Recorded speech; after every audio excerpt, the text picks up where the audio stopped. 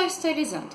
Atendendo mais uma vez aos pedidos de vocês, hoje o vídeo é sobre ideias sociais e políticas do século XIX.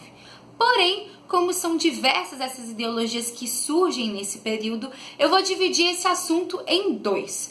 O primeiro vídeo vai ser sobre os diversos socialismos e o segundo vídeo a gente vai falar de anarquismo, liberalismo e nacionalismo. A princípio, a gente tem que pensar que no século XIX existem várias mudanças que vão acarretar então o surgimento dessas ideologias. A principal mudança é a segunda Revolução Industrial. E para você entender melhor, já tem vídeo aqui no canal sobre as revoluções industriais. Essa revolução industrial vai fortalecer ainda mais o capitalismo e vai fortalecer ainda mais muito a questão da exploração do trabalhador. As tecnologias também vão mudar bastante o modo de vida do homem, principalmente europeu, e também a questão do consumo, do mercado, entre outras várias coisas. Tudo isso juntamente com outros movimentos como a unificação da Itália e da Alemanha, tema para um vídeo futuro, entre outras coisas, fazer com que na Europa surjam várias teorias e vários questionamentos, principalmente com relação ao capitalismo que está se fortalecendo então cada vez mais.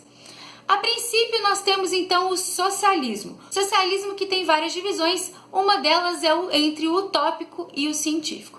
Porém, com relação a essa nomeação, é muito complicado, pois existem várias discussões se é certo ou não nomear dessa forma. A questão é que quando Marx escreve então sua obra, ele define os socialistas considerados utópicos de românticos, de idealizadores demais, e o socialismo que ele escreve como científico. E é por isso que esse nome acaba ficando. Mas questão de opinião ou não, questão de nomeação ou não, o que vamos discutir aqui é o que já existe nos livros. Primeiro, o socialismo utópico são os vários teóricos que vão definir algumas pequenas soluções. E é por isso que muitas vezes são chamados de utópicos, porque muitas vezes são lugares ideais, lugares então romantizados. O primeiro socialista utópico que a gente vai falar é o Charles Fourier. Charles Fourier, que é um francês, vai determinar que para evitar esse tipo de exploração do trabalho e para evitar que uns ganhem muito mais que outros, precisa-se ter os falancérios. Seriam comunidades autossuficientes, que produziriam então tudo que consumisse ou no máximo trocaria com outra comunidade autossuficiente. Nesse falancério, todos trabalhariam unidos e cada um escolheria o tipo de trabalho que queria exercer. E com relação aos ganhos, a pessoa ganharia proporcionalmente ao que ela trabalharia, fazendo com que essa comunidade ficasse autossuficiente com cerca de 1.600 pessoas. Já o Louis Blanc, também um francês, vai determinar a criação de oficinas e ateliês com esses trabalhadores unidos para então evitar concorrências muito fortes, como por exemplo da Inglaterra na época. Louis Blanc vai ter inclusive suas ideias utilizadas em movimentos do século XIX de trabalhadores. A ideia dele então é que esses trabalhadores unidos conseguiriam sempre um melhor preço para os produtos e o Estado inclusive ajudaria nessa questão das oficinas e dos ateliês. Já o Robert Owen, que é um empresário inglês, vai definir algumas características como, por exemplo, melhores condições para os trabalhadores, a abertura de creches para que os filhos desses trabalhadores ficassem lá durante o dia, divisão dos lucros da empresa, entre várias outras coisas que facilitariam muito a vida do trabalhador e evitaria essa exploração capitalista da época. Bom, o problema é que como ele era um empresário, ele não teve apoio de praticamente nenhum outro empresário. A ideia dele então foi deixada de lado por muitas pessoas e o próprio Robert Owen acaba entrando em falência. Saint-Simon, um nobre francês, vai apoiar uma associação de produtores, fazendo com que junto da propriedade privada se tenha um planejamento centralizado. Por isso, muitas vezes, então, questionando a ideia de liberalismo econômico. Com esse planejamento centralizado, possivelmente para Saint-Simon, a exploração seria menor. Por isso, ele apoiava essa associação para uma menor exploração. Logo, Saint-Simon aprovava as empresas capitalistas, porém, elas tinham que ajudar cada vez mais as questões sociais para evitar, muitas vezes, a exploração. Esses foram os principais socialistas utópicos. Falando agora do socialismo científico, dois nomes são muito importantes, Karl Marx e Friedrich Engels. Os dois, inclusive, vão fazer várias críticas a esses outros que a gente citou agora. E eles, então, vão propor um sistema para substituir o capitalismo, que seria o socialismo. Dentro das várias ideias, a gente tem então o chamado marxismo. O marxismo é o nome da teoria, então, que vai levar inclusive à questão do socialismo, as ideias socialistas. Dentro da teoria marxista, existem vários conceitos e a gente vai discutir alguns aqui nesse vídeo. Primeiramente, a gente tem que saber que em 1848 é publicado o Manifesto Comunista. Manifesto esse que são escritos por esses dois autores, que vai ser de extrema relevância para dar início às ideias socialistas desse então chamado socialismo científico. Nesse manifesto comunista, é um manifesto escrito para proletários ingleses e nesse manifesto vai propor então uma revolução. Porque para Marx e Engels, para se chegar então ao socialismo, é necessário uma revolução proletária. Então os proletários, que são uma maioria explorada, se uniriam contra essa minoria que então explorava a maioria. Essa minoria seria a classe burguesa. E é por isso que, dentro das teorias marxistas, muito vai girar em torno da luta de classes, de uma maioria explorada contra uma minoria exploradora. Nesse manifesto comunista, então, se propõe a revolução socialista. Nesse manifesto, então, se propõe o caminho pela via revolucionária em que os proletários tomariam o poder. Dentro de alguns conceitos importantes para o marxismo, nós temos luta de classes, nós temos o materialismo histórico e dialético e nós temos a mais-valia. Vamos então discutir cada um deles. Primeiro, com relação à luta de classes, foi mais ou menos o que eu disse. Existe sempre a classe dominante e a classe dominada. A classe dominada acaba sendo a maioria e a classe dominante vai sempre querer, então, ficar cada vez mais acima e com mais poder. Dentro, então, dessa luta de classes que é constante, o Marx vai trabalhar com, naquela época, a luta entre proletários e burguesia.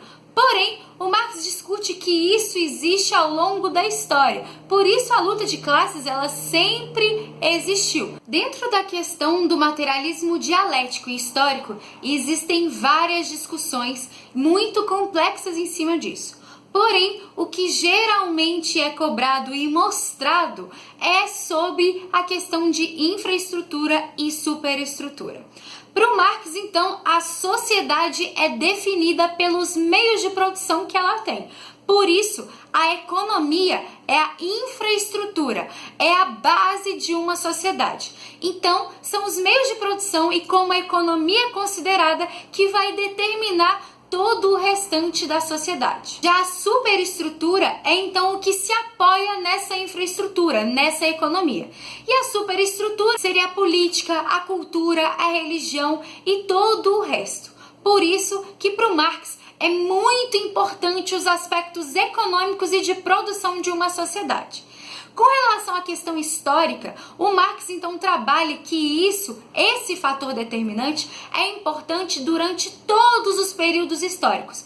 E ele inclusive dá alguns exemplos, como a questão do feudalismo. Então, a economia dentro do sistema do feudalismo é que vai determinar todas as outras características dele, também com relação ao sistema escravista, entre outros.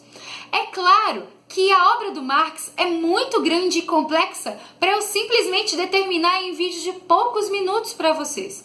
Mas essa característica é uma das principais trabalhadas em diversos lugares. Então, se entendendo essa questão de infraestrutura e superestrutura, ficará mais simples de entender algumas questões do marxismo. Já a questão da mais-valia é a discussão então com relação ao trabalho. Bom, para o Marx, o proletário é aquele que vende a sua força de trabalho, enquanto então o capitalista, os produtores, tem então em suas mãos os meios de produção.